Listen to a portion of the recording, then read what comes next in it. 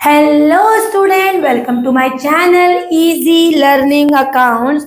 और आज की इस वीडियो में हम बिजनेस स्टडीज बुक का नेक्स्ट चैप्टर क्लियर करेंगे, स्टडी करेंगे, जिसका नाम है ऑर्गेनाइजिंग। हमने प्रीवियसली चैप्टर खत्म किए मैनेजमेंट का, nature and significance of management.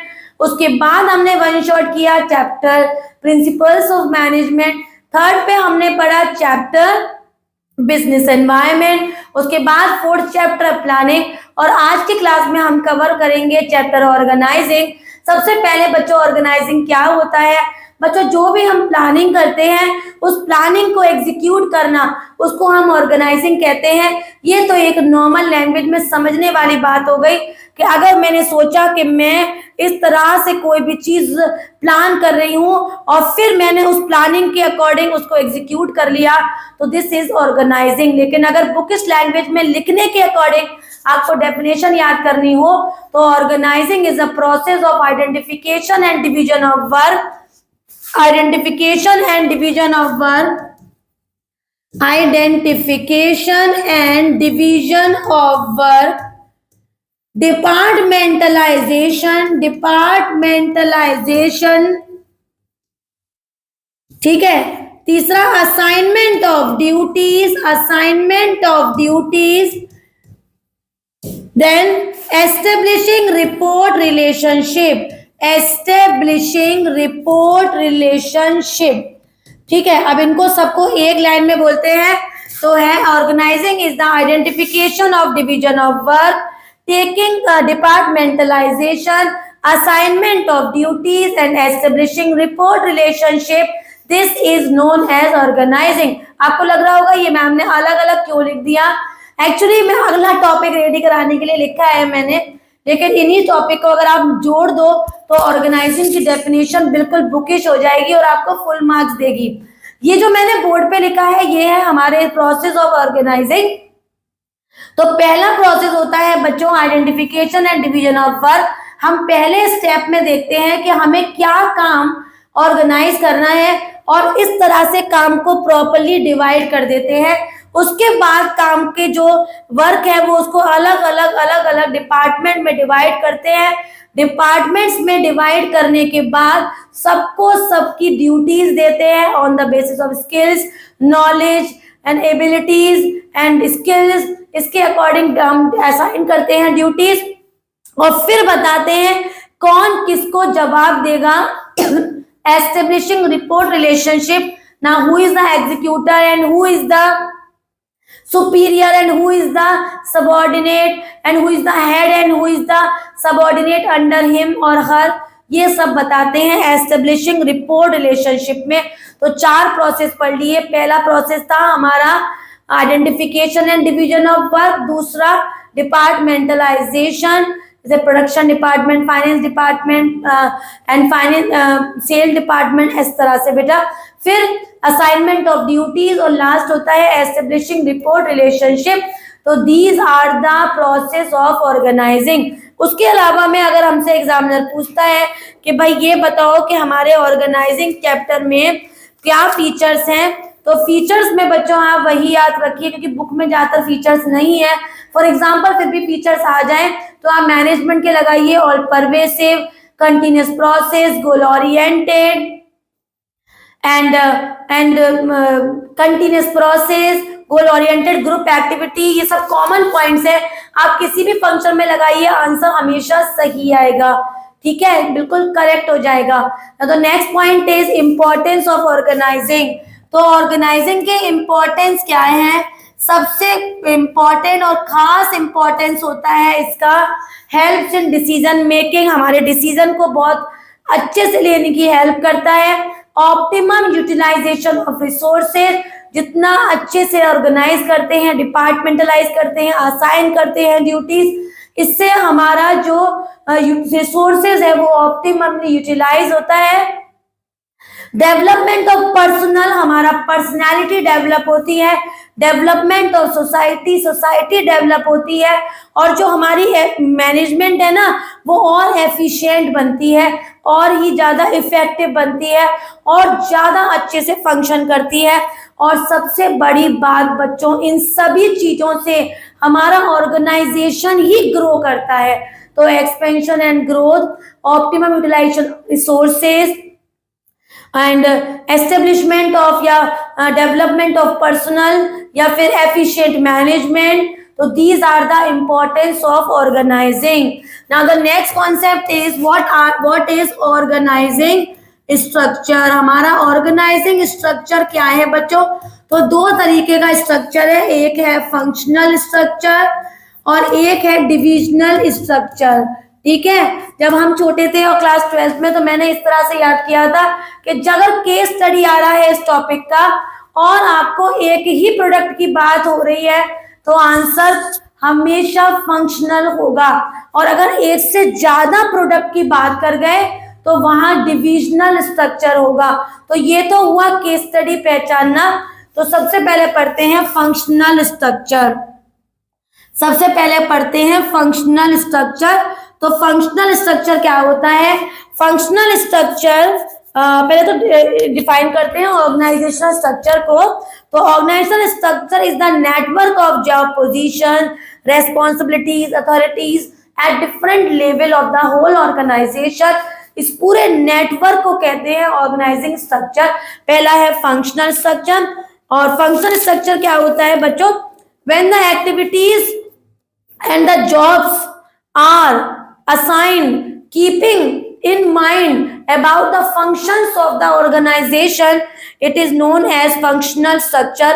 For example, अगर हमें प्रोडक्शन डिपार्टमेंट में काम करना है तो प्रोडक्शन डिपार्टमेंट में काम क्या हो रहा है उसके अकॉर्डिंग डिवीजन करेंगे। देन परचेज डिपार्टमेंट के काम के अकॉर्डिंग, फंक्शन के अकॉर्डिंग, सेल डिपार्टमेंट के फंक्शन के अकॉर्डिंग। तो जब फंक्शन के अकॉर्डिंग हम ऑर्गेनाइजिंग नेटवर्क बनाते हैं तो उसे कहते हैं फंक्शनल स्ट्रक्चर। तो इसका जो चार्ट होता है, इसका जो फोटो होता है, चित्र होता है, वो कुछ इस तरह से होता है कि बोर्ड ऑफ डायरेक्टर, उसके बाद जनरल मैनेजर, और जनरल मैनेजर के बाद अलग अलग डिपार्टमेंट डिवाइडेड होते हैं, जैसे प्रोडक्शन डिपार्टमेंट, जैसे डिपार्टमेंट, जैसे सेल डिपार्टमेंट, जैसे R&D डिपार्टमेंट है ना, जैसे ये हो गया हमारा फाइनेंस डिपार्टमेंट। तो जनरल मैनेजर, ऊपर बोर्ड डायरेक्टर, और अलग अलग डिपार्टमेंट बांट दिए, मार्केटिंग, प्रोडक्शन, सेल्स, फाइनेंस, और इनके वर्क के अकॉर्डिंग। फॉर एग्जाम्पल अगर हम बच्चों प्रोडक्शन डिपार्टमेंट की बात करें तो क्या क्या काम होते हैं उसमें? प्रोसेसिंग होती है, क्वालिटी कंट्रोल करते हैं, और रिपेयर अगर हो रही है तो उसे भी मेंटेन करते हैं, ठीक करते हैं। ठीक है। दूसरा मार्केटिंग डिपार्टमेंट है। फॉर एग्जांपल R&D हटा के मार्केटिंग कर दो। अगर मार्केटिंग डिपार्टमेंट है तो इसमें क्या होगा? इसमें एडवर्टाइजमेंट होगा, प्रमोशन होगा। फाइनेंस डिपार्टमेंट है तो फाइनेंस की प्लानिंग होगी, कैपिटल स्ट्रक्चर होगा। और अगर परचेज डिपार्टमेंट है तो सबसे पहले रॉ मटेरियल परचेज करेंगे, इनपुट्स परचेज करेंगे, मशीन परचेज करेंगे, जो भी नेसेसरी की चीजें हैं वो परचेज करेंगे। तो कार्य को अलग अलग फंक्शन के अकॉर्डिंग बांटा जा रहा है, डिस्ट्रीब्यूट किया जा रहा है, डिवाइड किया जा रहा है, ऑर्गेनाइज किया जा रहा है। That is known as functional structure. अब बच्चों अगर प्रोडक्ट के अकॉर्डिंग, अच्छा बच्चों अगर प्रोडक्ट के अकॉर्डिंग डिवाइड किया जा रहा है तो उसे कहते हैं डिविजनल स्ट्रक्चर। तो when the structure of the organization is made on the basis of the product, on the basis of the product, it is known as divisional structure। तो प्रोडक्ट के अकॉर्डिंग अगर डिवाइड करेंगे तो इसका जो structure बनेगा वो किस तरह से बनेगा बेटा? इसका एग्जाम्पल तो आप पतंजलि के साथ सीख लो, ज्यादा अच्छा है। मैनेजिंग डायरेक्टर, फिर आ गया बोर्ड ऑफ डायरेक्टर, और फिर मान लो पतंजलि का एग्जाम्पल ले लेते हैं तो ये हो गया हमारा सोप्स एंड डिटर्जेंट्स। ठीक है, ये आगे हमारी मेडिसिन्स और कॉस्मेटिक्स भी आते हैं उसमें। ठीक है, और कॉस्मेटिक के अलावा में टेक्सटाइल्स आते हैं, कपड़े भी आते हैं क्या? नहीं, कपड़े तो नहीं आते फिलहाल में, लेकिन समझाने के लिए टेक्सटाइल भी लिख लेते हैं। अब इनके अंदर अलग अलग डिपार्टमेंट बांट दो बच्चों। तो एक हो गया प्रोडक्शन डिपार्टमेंट, देन हो गया मार्केटिंग डिपार्टमेंट, देन हो गया सेल्स डिपार्टमेंट, देन हो गया परचेज डिपार्टमेंट, और यही 4 डिपार्टमेंट यहाँ, यही 4 डिपार्टमेंट यहाँ, यही 4 डिपार्टमेंट यहाँ। तो this is the concept of divisional structure. तो अब सबसे इंपॉर्टेंट बात कि जब आपने इनको मीनिंग कर लिया, इनका स्ट्रक्चर रेडी कर लिया, तो इंपॉर्टेंट ये है कि इसके लिए एग्जाम में दो एडवांटेज, दो डिसएडवांटेजेस भी रेडी करके जाओ, और दो सूटेबिलिटी एरिया भी तैयार करो बच्चों। क्या तैयार करना है? 2 एडवांटेज, 2 डिसएडवांटेज, दो सूटेबिलिटी एरिया। तो 2 एडवांटेज हमारे जो फंक्शनल के हैं, वो कोऑर्डिनेशन अच्छा रहता है, प्रॉपर कंट्रोल करते हैं, और इफेक्टिव एंड इजी ट्रेनिंग होती है। इसके अलावा जो आपको इजी लगे वो कर लो। डिसएडवांटेजेस इनफ्लेक्सिबिलिटी है, कॉन्फ्लिक्ट ऑफ इंटरेस्ट हो जाता है, और भी बुक में काफी सारे अपने फेवर में देखिए, और 2 एडवांटेजेस एंड 2 डिसएडवांटेज कर लो। डिविजनल के 2 एडवांटेज है, प्रोडक्ट स्पेशलाइजेशन, और जो डिसीजन है वो बहुत ही फास्ट होता है। डिसएडवांटेज क्या है? इसका कॉन्फ्लिक्ट होती है, और कॉस्ट बहुत इंक्रीज हो जाती है। बच्चों के प्रोडक्ट ज्यादा होंगे तो कॉस्ट तो बढ़ेगा ही। सूटेबिलिटी एरिया, अगर हमें प्रोडक्ट के अकॉर्डिंग डिस्ट्रीब्यूट करना है तो हम डिविजनल को लेंगे। प्रोडक्ट एक ही है और उसके अकॉर्डिंग हमें फंक्शन के अगर डिवीजन लेना है तो सूटेबिलिटी क्या है? उसके लिए फंक्शनल स्ट्रक्चर। तो मैं ये चाहती हूँ कि आप एग्जाम के लिए इनका चार्ट, इनका मीनिंग, 2 एडवांटेजेस, 2 डिसएडवांटेजेस और 2 सूटेबिलिटी अपने अकॉर्डिंग जो इजी लगे वो तैयार करो। क्योंकि पहचान तो मैंने आपको स्टार्टिंग में करा दी कि पूरी केस स्टडी में एक ही प्रोडक्ट है, फंक्शनल। ज्यादा प्रोडक्ट की बात हो रही है, डिविजनल। मान लो लेदर का कोट है और लेदर का शूज, तो बच्चे कहते हैं एक ही तो प्रोडक्ट है लेदर। बेटा लेदर का शूज अलग तरीके से बनता है, लेदर का कोट अलग तरीके से, तो दोनों ही डिविजनल कॉन्सेप्ट में आएंगे। नेक्स्ट कॉन्सेप्ट है कि फॉर्मल और इनफॉर्मल ऑर्गेनाइजेशन में क्या अंतर होता है। तो वो ऑर्गेनाइजेशन जहां पर सिस्टमेटाइज्ड वे में वर्क हो रहा है उसे फॉर्मल बोलेंगे, और जहां पर अनसिस्टमेटाइज्ड ऑर्गेनाइजेशन में काम हो रहा है उसे कहते हैं इनफॉर्मल ऑर्गेनाइजेशन। इनको बुकिश लैंग्वेज में कैसे याद करेंगे? The organisation in which all the work is done in a proper systematized order, in a proper processing, in a very effective way, in a very formal way, it is formal organization. And in the organization where there is no systematized working, every work is done in a very friendly way, there is no any system at all, there is no any process at all, it is informal organization. तो advantage होता है formal organisation का, overlapping work की नहीं होती है, काम बहुत सिस्टमेटाइज्ड होता है। डिसएडवांटेज क्या होता है बच्चों?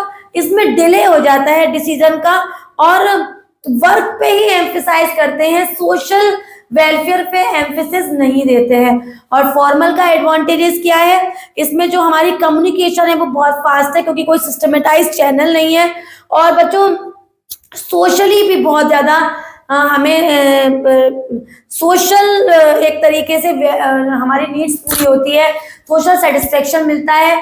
और डिसएडवांटेज ये है बच्चों, काम ओवरलैप हो जाता है, डिले हो जाता है, और कोई भी सिस्टम ना होने की वजह से कोई भी अपनी मनमानी कर रहे हैं, और नेगेटिव रिजल्ट्स आने के ज्यादा चांसेस होते हैं।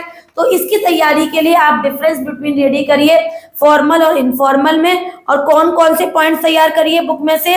पर्पस करिए, स्ट्रक्चर करिए, लीडरशिप करिए, फ्लो ऑफ अथॉरिटी करिए। तो ये 4 पॉइंट के बेस से फॉर्मल और इनफॉर्मल को रेडी करिए। नेक्स्ट पॉइंट है जो कि बेहद इंपॉर्टेंट है एग्जाम के लिए, वो है डेलीगेशन ऑफ अथॉरिटी।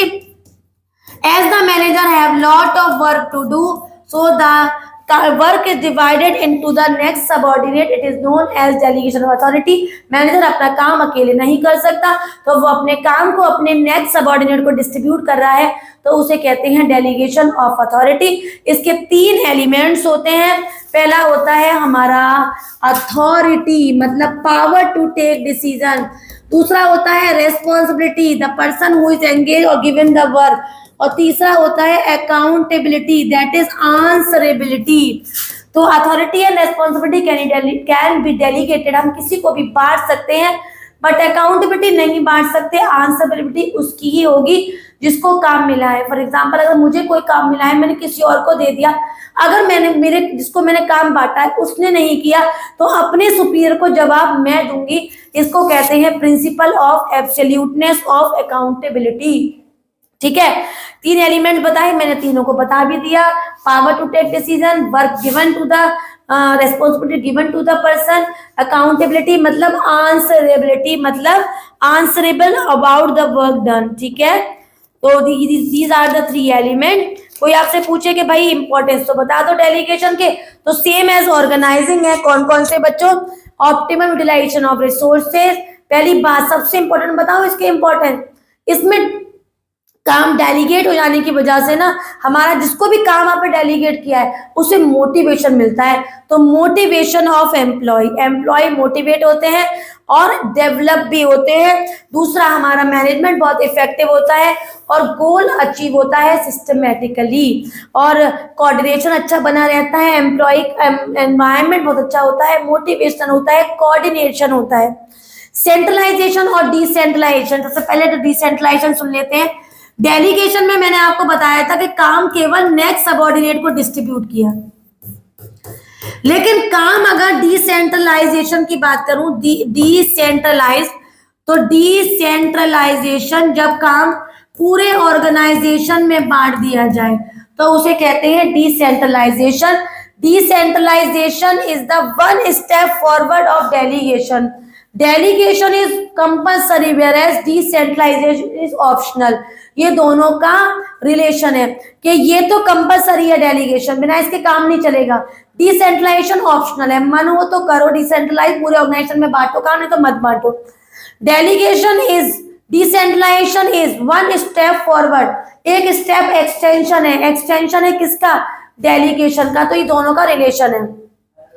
अब डिसेंट्रलाइजेशन और सेंट्रलाइजेशन में क्या अंतर है? अगर काम केवल बॉस या एक दो लोगों में ही डिवाइडेड है और पूरे ऑर्गेनाइजेशन के पास पावर नहीं है कोई भी, और केवल power is given to the few hands और one hand, that is centralisation. It is divided in whole organisation, it is decentralised, ठीक है। रिलेशन पढ़ ही लिया। इंपॉर्टेंस ऑफ डिसेंट्रलाइजेशन, इसमें भी क्विक डिसीजन होता है, एम्प्लॉय मोटिवेट होते हैं, ग्रोथ होता है, कंट्रोल होता है, कोऑर्डिनेट होता है, और ये सारी चीजें होती हैं हमारे किसमें? Importance of decentralisation. चैप्टर को एक बार और समझते हैं, हमने क्या क्या पढ़ा। सबसे पहले ऑर्गेनाइजिंग क्या होता है, इसके स्टेप्स पढ़े, स्टेप्स को ही सेंटेंस में कन्वर्ट करना, डेफिनेशन कवर हो जाएगी। स्पैन ऑफ कंट्रोल आ जाए तो एक बार में एक एम्प्लॉय कितने लोगों को कंट्रोल कर सकता है, that is span of control, और मैनेज कर सकता है, span of management. At one time an employer can manage how many of employee is known as span of management. Control how many of employee is span of control। बात एक ही है, control word दिया हो तो span of control, management दिया है तो span of management. फिर हमने ऑर्गेनाइजेशन का इंपॉर्टेंस पढ़ा, फिर हमने इसके स्ट्रक्चर पढ़ा। पहला हमने पढ़ा फंक्शनल, दूसरा डिविजनल, फिर हमने इन दोनों के टाइप्स पढ़े, फॉर्मल इनफॉर्मल। उसके बाद हम लोग चले गए हमारे next concept, that is delegation of authority. Delegation authority का मीनिंग, उसके एलिमेंट्स और principle of absoluteness of accountability पढ़ा।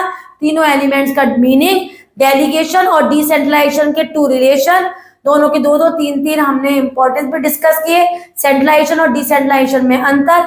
और यहाँ पर हमारा चैप्टर फिनिश हो गया। अच्छे से रेडी करिए, बहुत जल्दी नेक्स्ट वीडियो में आपको नेक्स्ट चैप्टर पढ़ाऊंगी जिसका नाम है स्टाफिंग। तब तक आपको क्या करना है, बहुत बहुत बहुत इंपॉर्टेंट काम करना है, वीडियो को लाइक करना है, शेयर जरूर करना है और चैनल को सब्सक्राइब करना बिल्कुल भी नहीं भूलना है।